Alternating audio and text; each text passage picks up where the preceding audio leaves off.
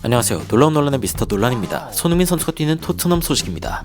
안제 포스테코글루 감독이 최근 4경기에서 승점 10점을 따내면서 토트넘에서 가장 성공적인 스타트를 기록한 감독들의 이름 중 하나로 올라왔죠. 그 가장 큰 공을 세운 선수가 바로 캡틴이자 지난 경기 해트트릭을 만들어낸 손흥민 선수입니다. 그런데 이 해트트릭에도 불구하고 외신에서는 여전히 이 손흥민에 대해서 의심의 눈초리가 있습니다. 그런데 이 부분에 대해서 반박한 외신 기사가 있고 그 내용이 굉장히 흥미로워서 가져와 봤는데요. 어떤 내용인지 이 놀라운 논란에서 외신으로 바로 들어가 보시죠. 최근 토트넘 커뮤니티에는 손흥민에 대한 기사 하나가 굉장히 화제가 되었는데, 이 손흥민이 히샬리송이 아니라 손흥민이 바로 케인의 가장 좋은 대체자였다라는 분석이 담긴 글이었습니다. 어떤 내용인지 제가 한번 링크를 직접 들어가서 살펴봤는데 내용이 꽤 흥미롭더라고요. 그래서 전해드리도록 하겠습니다. 일단 풀럼전에서 이 토트넘이 9명의 변화를 만들었는데 그걸 통해서 알아낸 것은 단 하나였습니다. 바로 이 토트넘의 2군 선수들이 1군 선수들과 전혀 비교가 안 될 정도로 좋지 않다. Not good enough. 좋지 않다. 라는 이야기가 나오고 있는데, 근데 이 1군에 대해서만큼은 일단 외신에서도 굉장히 인정하는 분위기입니다. 그게 뭐냐면 굉장히 훌륭한 부분이 있다. 그런데 뭔가 약간 깨지기가 쉽고 그리고 뭔가 독이 담겨있는 그런 양날의 검 같은 굉장히 훌륭한 모습이 있는데, 그래서 이번 리그에서 굉장히 매력적인 팀, 어쩌면 가장 매력적인 팀 중에 하나로 지금 토트넘이 손꼽히고 있다라는 이야기가 전해지고 있습니다. 구체적인 기사 내용들을 한번 살펴보면 일단 손흥민에 대한 이야기가 나오기 전 일단 토트넘에서 가장 많이 골을 넣은 선수는 로메로였습니다. 지난 풀럼전에서 로메로가 딱 골을 넣었던 시점에 로메로만 딱 2골을 넣었고 손흥민 선수도 1골을 기록하고 있던 때였죠. 물론 손흥민 선수가 해트트릭을 기록하면서 바로 토트넘의 최다 득점자로 올라갔지만 많은 사람들이 그런 이야기를 했습니다. 토트넘이 그들 역사상에 가장 좋은 스트라이커가 있었는데 그 스트라이커를 팔아버리고도 제대로 대체하지 않았다. 그런데 그런 비판에 대해서 이 토트넘은 이렇게 이야기를 했습니다. 그런 전통적인 공격수가 필요한 게 아니다. 그런 전통적인 공격수가 안제 포스테코글루 감독의 전략에서는 필요가 없다라는 이야기를 할 수 있고, 그리고 이런 이야기에 대해서 so far so good, 지금까지는 괜찮다. 그리고 과연 그게 계속될 수 있을까? 아무도 모르지만 그게 바로 재미의 일부다 라고 지금 외신이 토트넘을 바라보는 관점이 지금 좀 이렇습니다. 과연 이 안제 포스테코글루 감독의 실험이 성공할 것인가? 이런 부분에 대한 이야기인데, 토트넘의 일단 이적 시장에 대해서 이야기를 하는데 뭔가 굉장히 좋은 부분들도 있었고 그리고 뭔가 좀 팀이 무시되는 느낌도 있었다. 이 두 가지가 좀 섞여 있는 느낌이다 라고 이야기를 하면서 축구도 좀 비슷하다. 굉장히 좋은 부분이 있는 것 같고 뭔가 좀 무심한 부분도 있는 것 같다 라는 이야기가 나오고 있습니다. 가장 큰 문제가 되는 부분은 여러분들도 알다시피 이 다이어가 있는 센터백이죠. 근데 이 부분에 대해서는 제가 조금 이따 이야기할 건데, 여튼 이 센터백에 대해서는 로메로 그리고 반더벤 이후에는 좋은 선수가 없다 라는 이야기가 나오고 있고, 다만 미드필드는 breathtakingly good, 완전 숨이 넘어갈 정도로 좋다 라는 이야기를 합니다. 실제로 좀 영입을 살펴보면은 이번에 제대로 된 센터백 영입은 반더벤 선수밖에 없었죠. 그런데 이 애슐리 필립스라는 선수도 좀 지켜볼만 한데 이 부분에 대해 조금 이따 얘기하기로 하고, 그리고 미드필더진에서는 이제 브래넌 존슨, 메디슨 이렇게 들어오면서 굉장히 좋은 영입을 했다.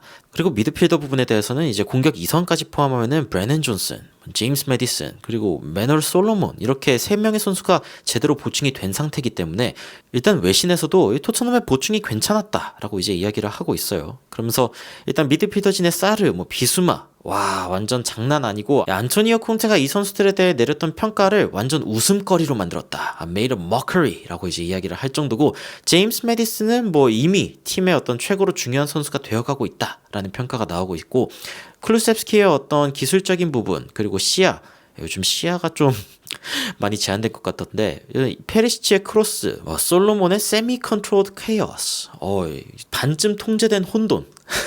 그러니까 어쨌건 솔로몬이 굉장히 좋은 활약을 해줬죠. 그리고 브래넌 존슨의 페이스, 속도 역시 이제 토트넘에 들어오게 되죠.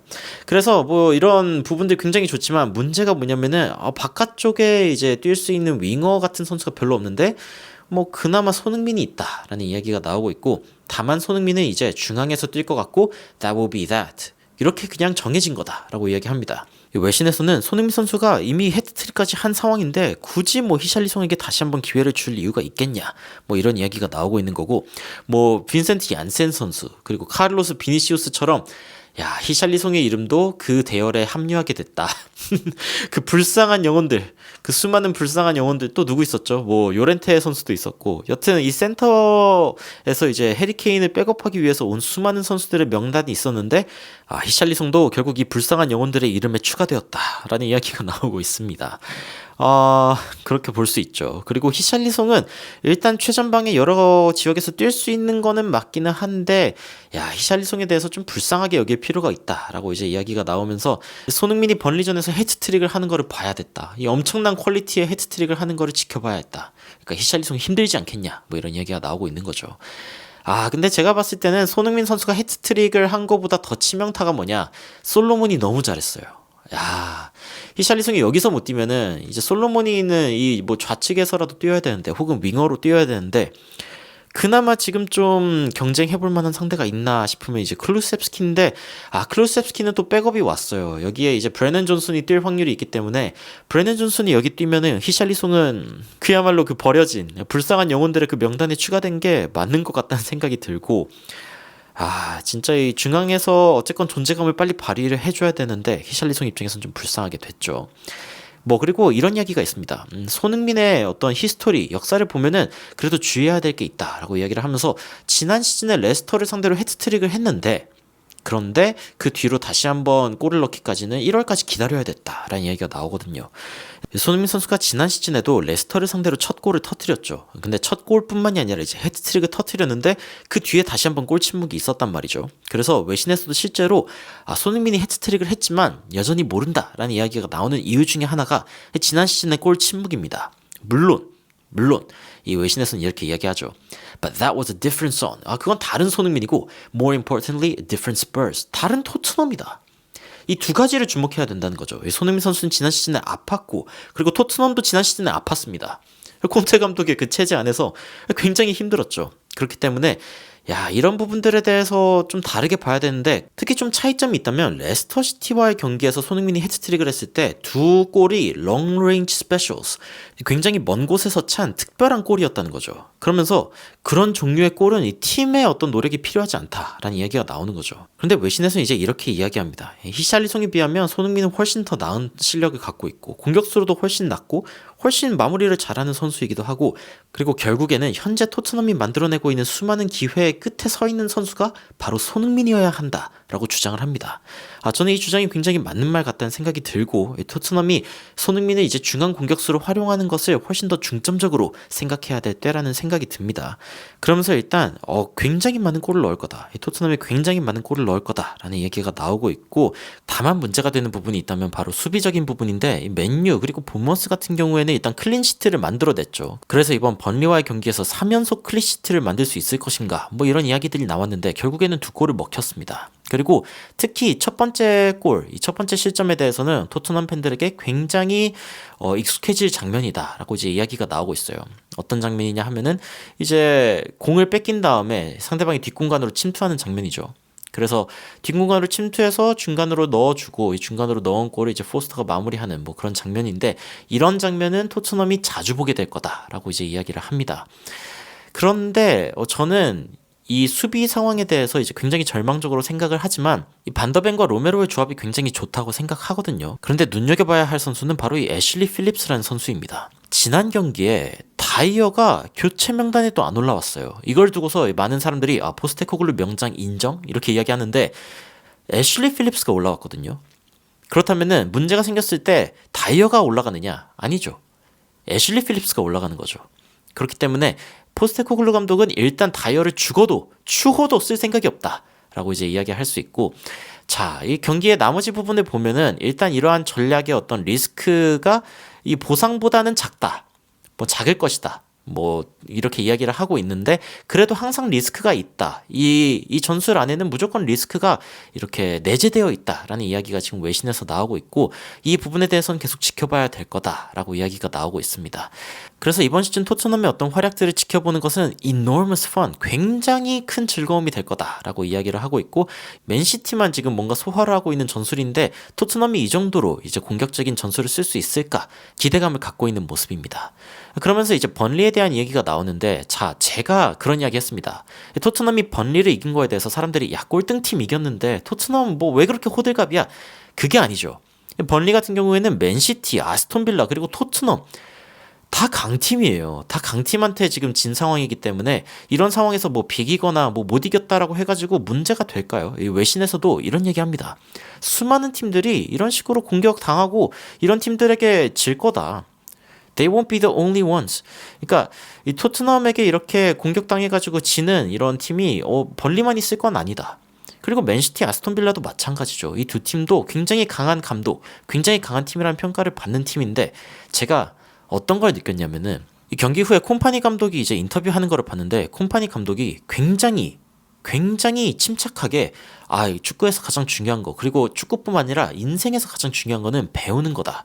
우리는 지금 배우는 과정에 있다고 생각하면 되고 우리의 축구를 계속 해나가는 과정에 있다 라고 이야기하는데, 야, 콤파니 감독이 그냥 그거를 말로만 하는 게 아니라 진심으로 그렇게 느끼고 있다는 거를 알 수 있었어요. 진짜 그 말투에서 느껴졌고, 번리가 이번 시즌에 분명히 좋은 시즌을 보낼 거라고 저는 생각합니다. 강등 안 당할 거라고 저는 분명히 생각하고, 여튼 토트넘 팬들은 이제 이런 이야기를 하고 있습니다. 내가 진짜 히샬리송을 굉장히 변호하던 사람인데 점점 변호하기 힘들어지고 있다. 이 번리전에서도 사실 이 번리가 그렇게 강한 수비를 갖고 있던 것도 아닌데 한 골이나 두 골은 넣었어야 하는 게 아닌가, 뭐 이런 식으로 이제 이야기를 하고 있고, 그리고 손흥민을 중간에 넣지 않을 이유가 없다. 그가 가장 좋은 피니셔이다. 완전 좋은 어떤 마무리를 하는 선수이기 때문에 어떻게 다시 그를 중앙에 안 세울 수 있냐, 뭐 이런 이야기들이 나오고 있고, 히샬리송이 다시 한번 레프트 윙으로 가는 게 좋을 것 같다라는 이야기도 있는데, 이게 문제가 되는 이유는 솔로몬이 너무 잘했어요. 솔로몬이 레프트윙에서 너무 잘해줬고, 이 손흥민이 사실은 이 레프트윙에서 보여줬던 모습과 거의 비슷하게 보여줬다는 생각이 들기 때문에 이 솔로몬을 제치고 히샬리송이 여기 설 수 있을까? 그것도 지금 굉장히 의문인 상황입니다. 우리는 굉장히 좋은 어떤 공격수가 필요한 것 같은데 히샬리송 같은 경우에는 29%의 어떤 패스 성공률, 그리고 19번이나 공을 잃었어요. 지난 뭐 벌리전 말고 그 지지난 경기에서 이제 이런 상황이 있었는데, 손흥민 같은 경우에는 82%의 패스 성공률, 그리고 단 5번밖에 공을 빼앗기지 않았어요. 그러니까 상대방에게 공격권을 넘겨준 상황이 5번밖에 존재하지 않았고, 히샬리송은 19번이나 존재했기 때문에 이런 부분들이 너무 차이가 크다라는 이야기가 지속적으로 나오고 있습니다.